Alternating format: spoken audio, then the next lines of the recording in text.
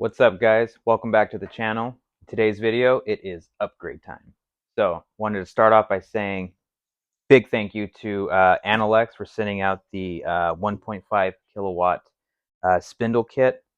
It was very generous of them, so I promised I would do a video and show you guys how awesome this thing is. So pulled everything out here. This is everything that comes in the kit. You have the control box here. You have the power cable for the control box. You have the aviation cable, which is the connection between the control box and the spindle here, which is pretty beefy, by the way. Lastly, you get two collets. One's already in here, one in here, some wrenches, and a PWM cable. So I'm going to be showing you guys how to install it on the AnoleX physically and then doing the wiring. Mine's a little bit different than stock AnoleX machines because I have the Blackbox X32 control module on here. So I'll be showing you how to set that up between the stock configuration and also the X32 configuration. And then we'll do some sound tests, we'll do some cutting tests, and show you the difference between the Makita router and the spindle. So stay tuned and we'll get into it. All right, so before we take this thing apart, I want to do a quick sound test with the Makita router and just see how loud this thing is. And then we'll do the same thing with the spindle once we get it installed. So we'll start out on setting 1, and then I'll slowly ramp up all the way up to setting 6. So here we go. There's 1, 2, 3, 4, 5, 6. All right, so step 1 is to remove the router. And I'm just going to loosen the left side bolts here and pull the router out. I realize most of you will likely be running the stock spindle. So go ahead and remove the entire mount, so all 4 bolts. This is the larger spindle mount. It does not come with the kit, so be sure to get one. You can get them on Amazon or you can get them from AnoleX, but you definitely need a new spindle holder. So now that that's out, I'm going to slide the new one in. And it just slides right in. And I'm going to set it about there for now and just lock that in place. And then I'll do some fine tuning a little bit later as far as spacing. So that's step 1. All right, so we're moving on to step 2 now, which is wiring. We'll start with the main power cord. So pretty simple, just plug it in like any other power supply. Next you have the aviation cable, which again only goes in one way. Pretty simple. Make sure you twist the nut to lock that guy in place, and then the other end just goes up top here.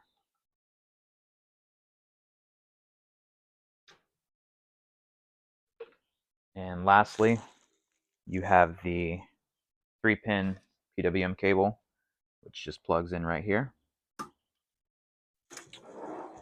And I'll quickly show you on the stock board, which most of you likely have. It's going to be this black connector right here on the edge. And it has really good instructions that come with it, and it does show you where to plug it in. But pretty simple, just like that. And your wiring's done. So next step, I'll show you on the stock board how to fire this thing up, and then I'll take that apart and wire it up to my X32. So now that we're wired up, we're ready to turn the machine on. So what we'll do is flip the rocker switch in the back, and we'll also twist the e-stop clockwise to make sure all that's engaged. And then what we'll do is we'll use the G code to turn it on.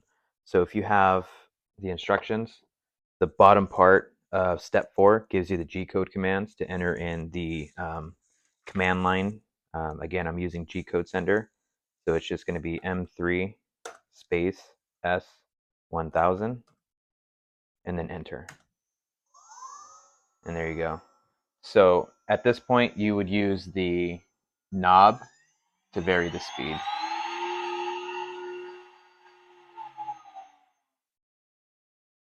And then if you want to shut it off in that same line, you just type in M5, enter. And that's how you turn the VFD on through G-code sender using the stock board. If you want to turn this thing on manually without G-code, this bottom section down here tells you how to program the VFD, and you can do that every time. Basically, just turn it on through the interface there rather than using software. So next step is going to be taking all this apart and then wiring it up to the X32 and controlling it through software. So the last thing I want to do before I rewire this to the X32 is do a quick sound test and just show you how much quieter this thing is than the Makita router. So I'm going to fire it up here, and then I'll slowly ramp up and see how high we get.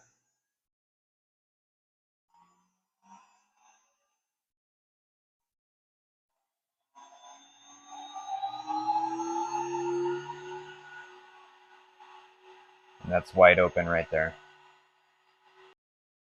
All right, so I quickly wanted to go over the PWM cable for the VFD. Before it was plugged into the stock box here, I no longer use the stock control board. So if you're running a Blackbox X32, if you look on the USB port side here, right behind is a 0 to 10 volt connector, and right next to it here is a potentiometer. So what I did was I turned the potentiometer all the way down, bringing the signal down to about just over 6 volts. And what I did was just go negative to negative and then positive to the signal on the X32. And that's all you need to do. I didn't even cut the pins off the wire. I just put them straight into the terminal block in case I wanted to revert back to the stock configuration. So if you want to upgrade from the stock box to something like this, that's how you would do it. So really fast before we get into the test cut here, I wanted to talk about the vise. This one's made by Fox Alien. Unfortunately, AnoleX doesn't make a vise right now, so I had to go with the Fox Alien one, and it's a direct mount to the bed, so no issues as far as spacing or hole size or anything like that. Seems to have a really good grip on that aluminum there, better than the blue tape method. So just wanted to talk about that a little bit. But for the test cut, we're going to be using an O-flute 1/4 inch end mill. We're going to be taking a 6mm pass at about 18,000 RPM.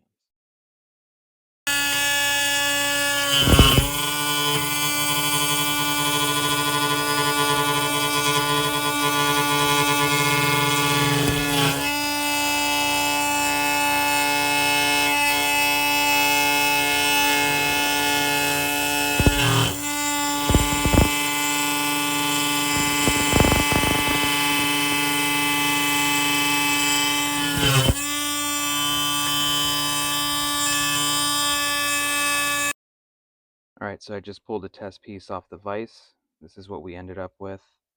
Really nice surface finish on the walls, as well as the floor. Now you could see machining marks here, but it's actually really smooth. There's really no burrs or anything like that. Pretty happy with the way it came out. Again, this was a 6mm pass. We were running at about 18,000 RPMs. The feed rate was about 8 inches a minute, and the motor was not struggling at all. There's so much more power there. You could experiment with different feed rates and RPMs for sure. I wasn't really going for speed. I was going more for proof of concept that you could do a full pass with this thing, and really happy with the results. So thank you again to AnoleX for sending this thing out. This spindle is a beast. If you have a router and you're thinking about upgrading, do it. This thing is so much quieter. It's just so much smoother. There's more variability in the speed. And like I said, it's just so much more powerful. So definitely recommend going with this thing.